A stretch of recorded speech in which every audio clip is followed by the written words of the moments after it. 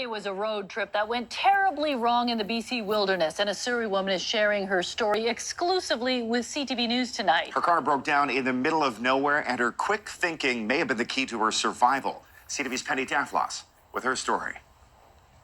She'd been headed to meet friends at a lakeside cabin in the Caribou, driving alone in her trusty VW Beetle with moving boxes full of her stuff. Well, my friend had said it was up a logging road, and she said that it was surprising how rough it had been. So I was like, oh yeah, this is surprising. This is surprisingly rough. A rock hit Amy Annenby's oil pan. It shattered and she was stuck. I had no cell service. Alone and planning her next steps, she realized instead of driving through 100 Mile House, Google Maps had taken her down an old logging road. And then I thought, no one knows where I am. Only a few people saw me. When the 22-year-old didn't meet her friends as expected, they called police. This isn't like her, there's something else going on and we need to start searching right away. It was absolutely horrifying that she'd be stuck in the dark anywhere if she was injured. As a massive search mobilized, Annenby failed at making a makeshift oil pan and was even confronted by a bear. 4 feet away from my car, I would say. And then I just hit the window a bunch of times and he left. She then got to work looking for help on nearby roads, leaving signs leading back to her. I had my hiking backpack on with my stove, and I had poster paper, and I unicycled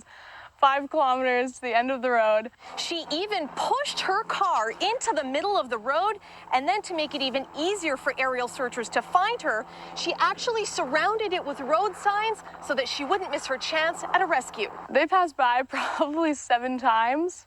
Sometimes closer, sometimes farther, and they never saw me. It was ultimately strangers who'd spotted her on the road 2 days earlier following a hunch. Chose the right road, and there's a bunch of roads that branch off of that, but they saw my sign, and they saw the arrow, and they're like, this is where she is. I was just so overwhelmed. I was crying. I hugged them both. They got Annenby to her mom, whose gratitude for Mounties and searchers is clear. I just can't thank people enough with big hearts. As for how Annenby had so much knowledge to help herself, she credits her analytical personality and survival shows. I'm also obsessed with documentaries, and I love hiking. Penny Daflos, CTV News, Surrey.